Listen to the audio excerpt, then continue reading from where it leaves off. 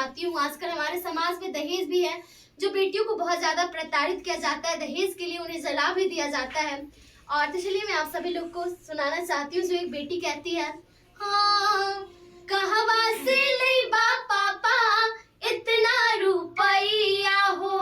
कहवा से लइबा पापा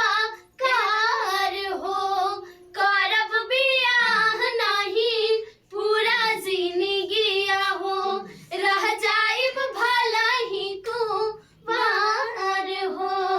ऐसी फ्रिज कूलर कहवा से लइबा हो, इतना डिमांड पापा कैसे पूराइबा हो,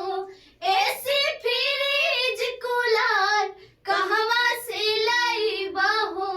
इतना डिमांड पापा कैसे पूराइबा हो, खेत बाधारी पापा सब बिके जाई है हो, खेत बाधारी पापा सब बिके जाई है हो जाइबा बड़ी कर्जदार हो, कहवा से लेबा पापा इतना रुपया हो, कहवा से लेबा पापा कार हो,